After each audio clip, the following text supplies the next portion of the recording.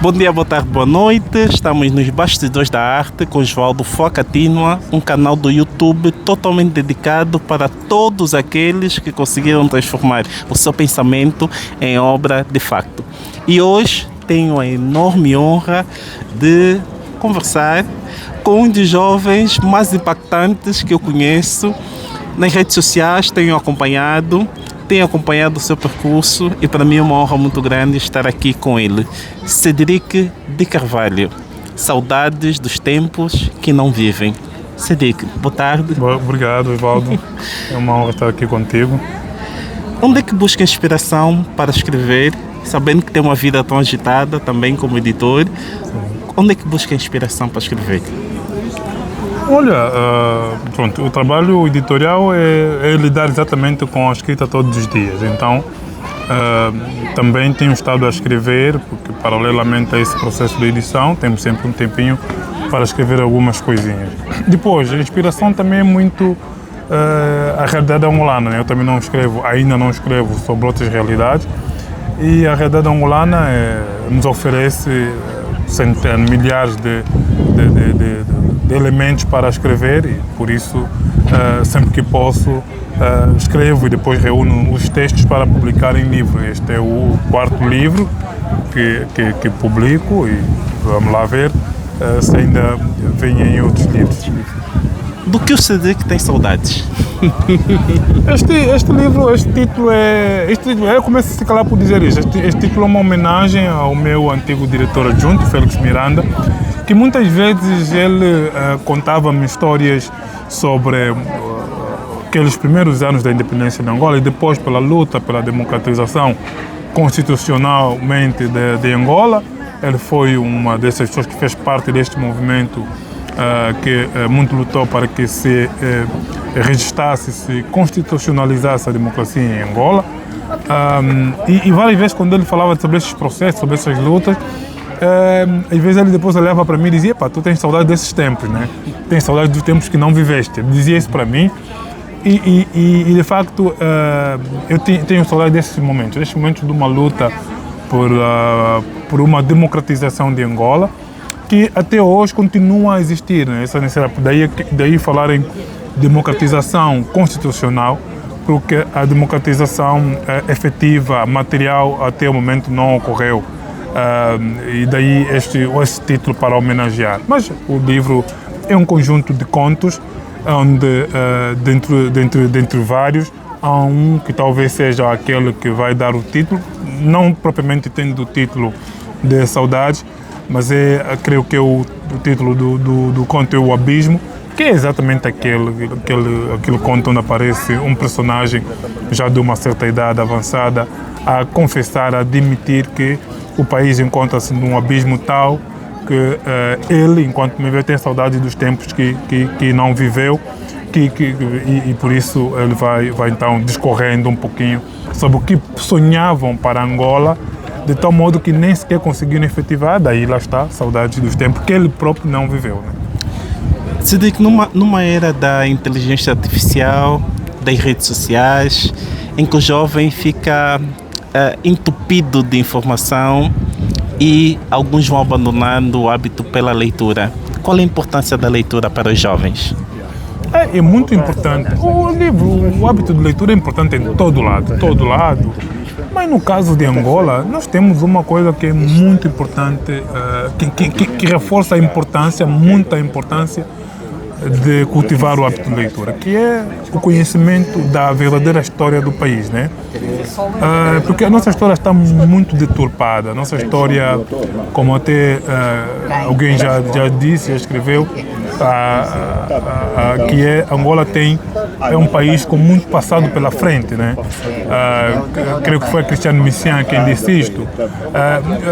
Então, nós, como temos muito passado deturpado, e por isso que no futuro nós vamos ficar a conhecer, a forma de ficarmos a conhecer muito sobre o nosso passado é ler precisamente bastante o que de facto ocorreu. E, sobretudo, interagindo com autores, autoras que foram partícipes diretos, construtores diretos da história de Angola. E eu tenho tido esta sorte, por meio desta minha atividade profissional de edição, de interagir com personagens diretos da história de Angola e que vão contando e eu vou sabendo, aprendendo cada vez mais com eles, que a nossa história continua muito por contar. E a melhor forma de aprender, daí esse meu apelo ao hábito de leitura, é lendo. Qual é a sua fonte de inspiração, se tiver, na literatura? Eu creio que não tenho. Eu comecei, tenho assim eu li vários autores, leio vários autores, de sempre, mas assim, da eternidade, li muitos autores. Eu lembro que li muito autores como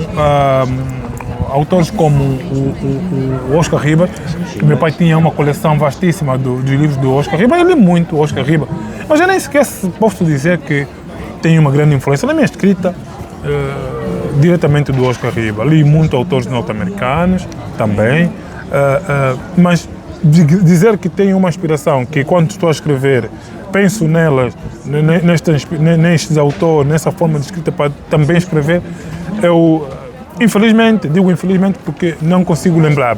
E isto talvez seja apenas um reflexo de que eu ainda não me assumo propriamente como um escritor. Como um escritor, neste caso, da literatura clássica, né? Nessa perspectiva da literatura de ficção, eu ainda não escrevo. Embora que este é o meu primeiro livro de ficção, mas já tenho amigos que dizem que tenho alguns ensaios que já publiquei, dizem que eu tenho uma escrita muito de literatura e que também é algo bom até de se reconhecer. Agradeço por me reconhecerem isso, mas o facto é que este é o meu primeiro livro de ficção, mas ainda assim não tenho um autor, um escritor que eu possa dizer que esta é a minha referência. Se tivesse a possibilidade de escolher um superpoder, qual seria? É pergunta difícil. Eu não sei. Talvez fosse um superpoder de ler. Okay. Porque eu gostaria muito de ler muita coisa e não tenho tido tempo. Se calhar, se tivesse um superpoder de ler, de olhar para um livro e logo consumir todo o conteúdo, se calhar era um superpoder muito interessante. Claro, deve ter vários superpoderes muito mais interessantes do que esse, mas assim, de repente é isso que me lembro. Se tivesse a possibilidade de mudar alguma coisa no mundo, no geral, e em Angola em particular, o que mudaria? Há tanta coisa para mudar, né? E sobretudo ainda mais em Angola.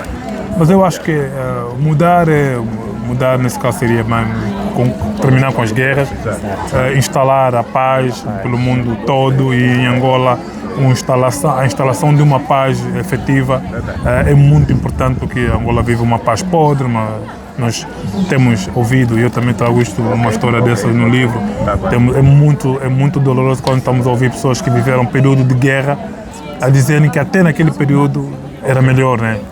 É absurdo, eu acho que é absurdo, ninguém quer viver num período de guerra, é absurdo, mas quando alguém diz isto, ainda que seja de boca para fora, é reflexo do que este tempo de paz está tão mal que isto não é paz, não pode ser chamado de paz e por isso talvez, se fosse possível mudaria isto, né? Implantando a paz no mundo e em Angola em especial. Gostaria que deixasses uma mensagem para os teus seguidores, para os teus amigos, para os que gostam da tua arte, primeiro, e depois para a juventude angolana. Começando para os teus seguidores e depois para a juventude. Eu acho que para os... Eu não sei se tenho assim seguidores como tal, mas pronto, quem gosta de ler o que eu escrevo, acompanha o trabalho que tenho estado a desenvolver, o que eu peço é que continuem a seguir e que continuem também a dar feedback para melhorarmos o nosso trabalho. Este é o apelo que eu deixo a quem gosta das obras que publico e do trabalho dos livros também que editamos.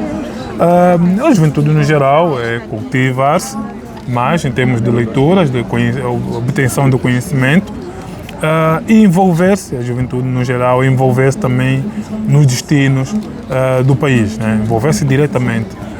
Este apelo é porque os níveis de participação cívica no país são bastante reduzidos.